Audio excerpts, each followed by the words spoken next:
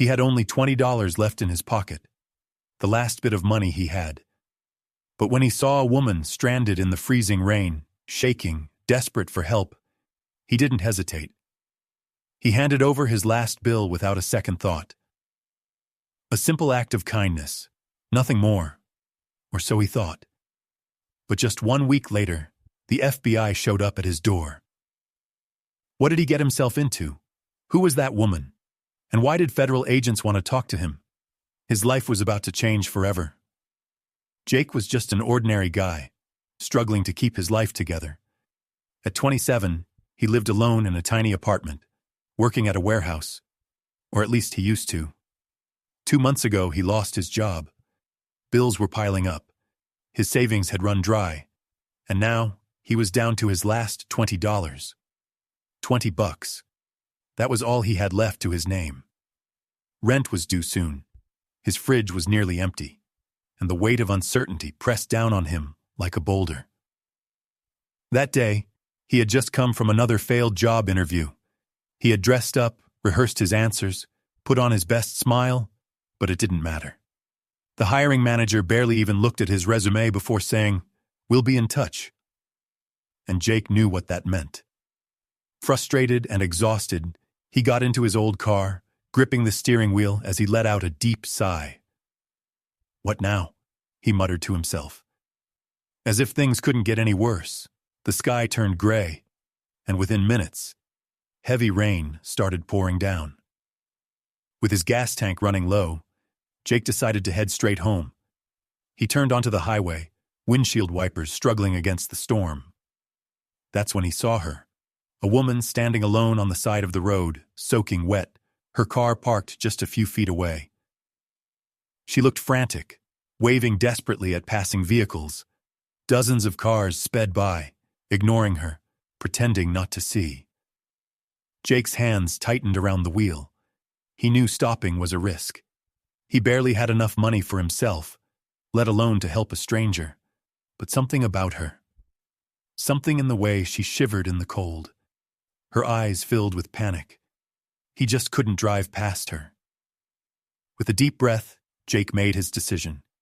He slowed down, pulled over, and rolled down his window. "Hey, do you need help?" he called out. The woman turned toward him, eyes wide with relief. "Oh my God, yes. My car broke down, my phone's dead, and I just need a little gas to get to the next town. Please, I don't know what to do." Jake glanced at his wallet, only a single $20 bill inside.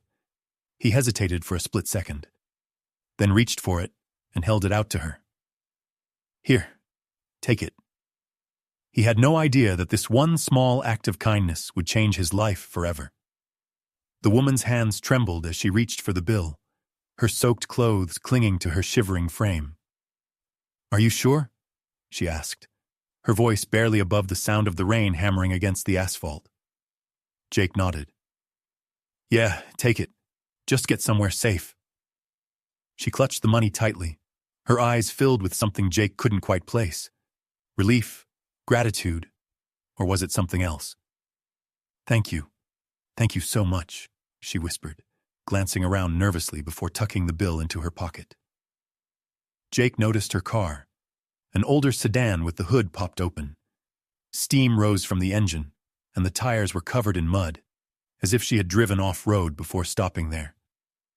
Something about the situation felt off, but he brushed it aside. "There's a gas station a couple of miles ahead," he said.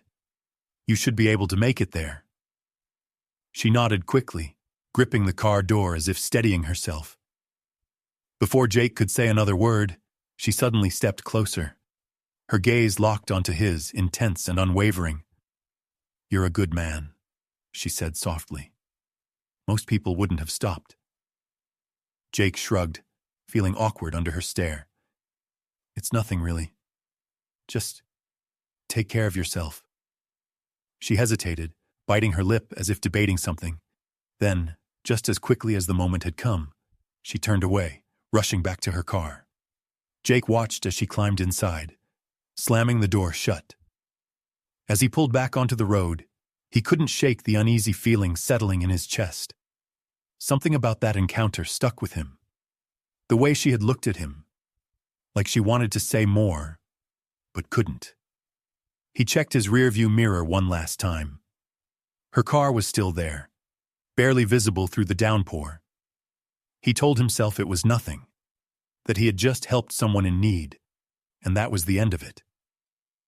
But in less than a week, he would realize just how wrong he was.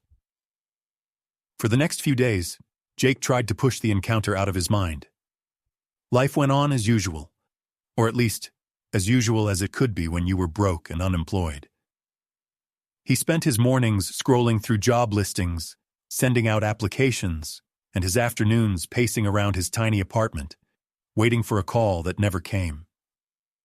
His fridge was nearly empty, and the stress of not knowing how he'd make rent gnawed at him. The $20 he had given away, he barely even thought about it.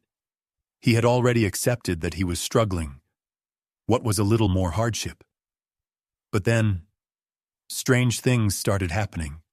It began with small things, coincidences that didn't make sense. A black SUV parked across the street from his apartment one night, engine running, but no one ever got out.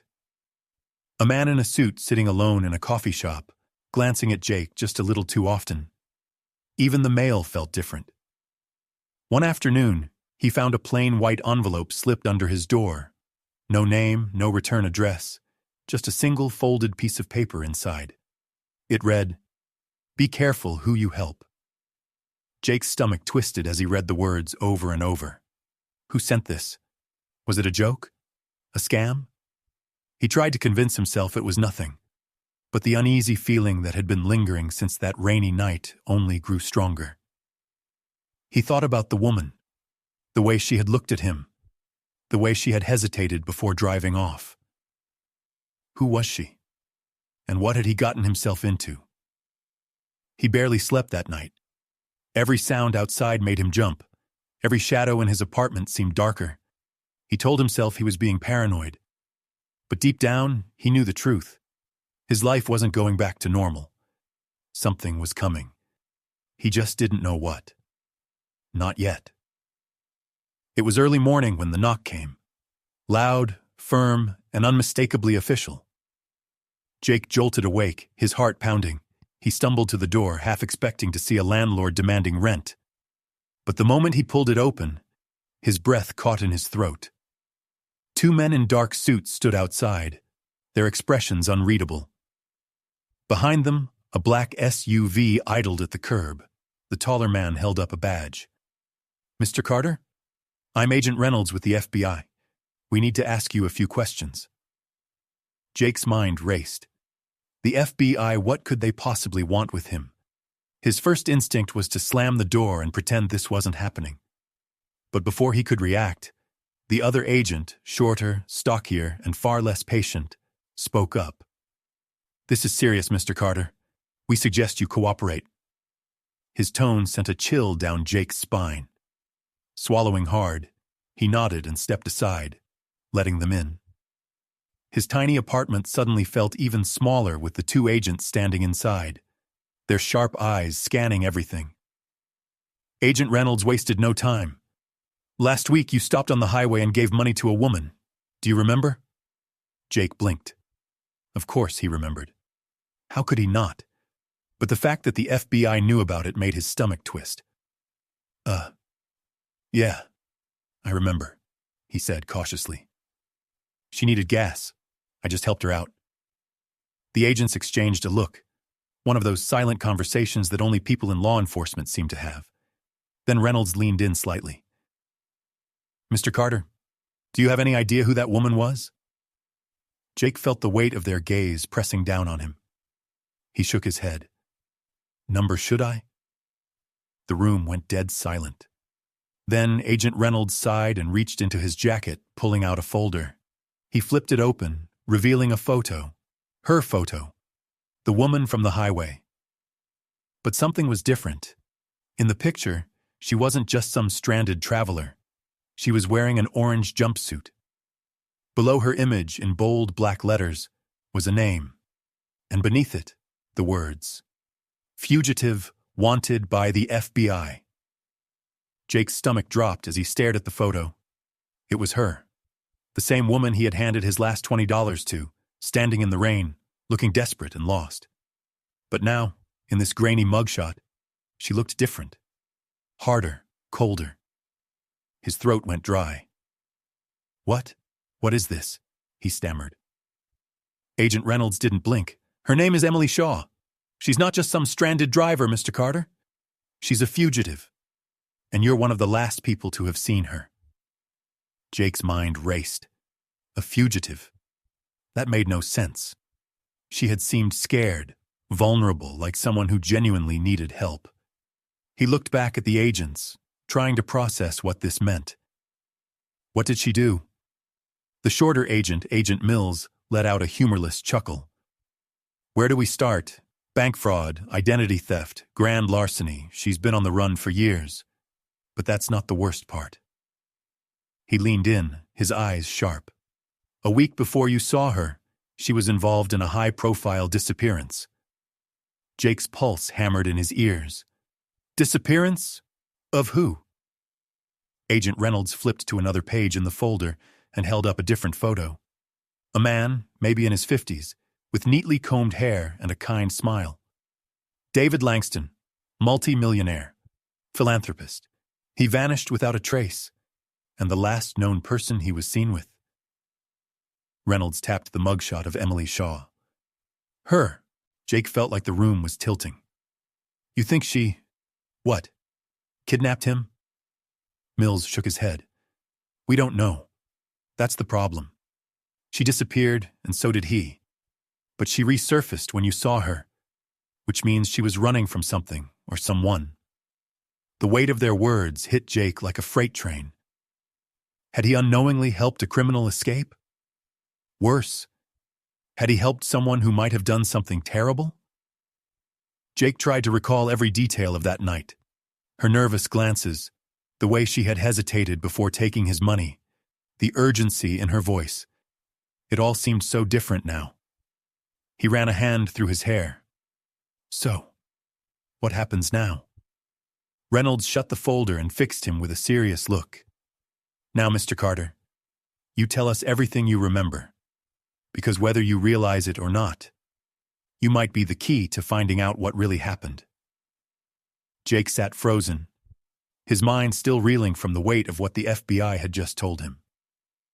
He had spent the past week thinking he had simply helped a stranger in need, never once imagining that he might have assisted a fugitive. And now, they were telling him that his small act of kindness might be the key to solving a major case. "So, what do you need from me?" he finally asked. Agent Reynolds leaned forward, his voice calm but firm. "Tell us everything. Every detail you remember about that night. Where she was, what she said, what she was wearing. Anything could be important." Jake closed his eyes, trying to piece everything together. He recalled the way she had hesitated before taking his money, the tension in her shoulders, the way she had glanced at the highway behind her like she was afraid of being followed. "She was nervous," Jake said slowly, "like she was expecting someone to show up, and when she left, she took off fast, like she couldn't get out of there quickly enough." The agents exchanged a glance. "That fits with what we suspected," Mills muttered. "She wasn't just running from us. She was running from someone else." Over the next hour, Jake recounted every tiny detail he could remember. The agents took notes, occasionally nodding or asking follow-up questions. When he finally finished, Reynolds shut his notebook and stood up. "You've been a great help, Mr. Carter." Mills reached into his pocket and pulled out a card. "If you remember anything else, call us, and—" He hesitated, then smirked. "Maybe keep a closer eye on who you give your last $20 to next time." Jake let out a nervous chuckle, but before he could respond, Reynolds reached into his suit pocket and handed him something. A check. Jake's eyes widened as he looked at the number written on it. $10,000. "Consider this a thank you," Reynolds said. Mr. Langston's family set up a reward for any information leading to his whereabouts. You might not have realized it, but your kindness just helped crack open a case that's been cold for months. Jake stared at the check, speechless. He had given away his last $20, and now life had just given him something far greater in return. Jake sat in silence, staring at the check in his hands. Just a week ago, he had been struggling to afford groceries, barely scraping by. He had given away his last $20, not expecting anything in return, just because it was the right thing to do. And now, life had given him back 10,000 times what he had given. It was overwhelming. He let out a breath and looked up at the agents. I don't know what to say. Agent Reynolds gave him a small nod. You don't have to say anything, Jake. Just remember, small acts of kindness have a way of coming full circle. As the agents left, Jake sat there for a long time, processing everything that had just happened. He thought about Emily Shaw, where she might be now, what she might have done. He thought about David Langston, whether he was still out there somewhere waiting to be found. But more than anything, he thought about that night. If he had ignored her, if he had been too focused on his own problems to help, would any of this have happened? Would the FBI still be looking for clues? Would he still be sitting in his apartment, struggling to make ends meet? The thought sent a shiver down his spine. That night, as he lay in bed, he stared at the ceiling, a strange sense of peace washing over him. He had always believed in doing the right thing, no matter what, even when life had been unfair, even when he had nothing left to give. And now, he had proof that kindness, true, selfless kindness, could change the course of a life. Maybe even more than one. The next morning, Jake walked to his favorite coffee shop, the same place he had been avoiding because he couldn't afford a simple cup of coffee. But today, he ordered his usual and paid without hesitation. As he turned to leave, he spotted a man sitting at the corner table, counting change with a frustrated sigh. Without thinking, Jake reached into his pocket and placed a $20 bill on the table. The man looked up in surprise. What's this for? Jake smiled. Just paying it forward. And with that, he walked out into the bright morning sun, feeling lighter than he had in a long, long time. Sometimes, the smallest acts of kindness can lead to the biggest changes. You never know when a simple gesture could come back in ways you'd never expect. So if you ever get the chance, choose kindness. It might just change your life. If this story moved you, don't forget to like, comment, and subscribe for more incredible real-life stories. And let us know in the comments. Have you ever had kindness come full circle in your life?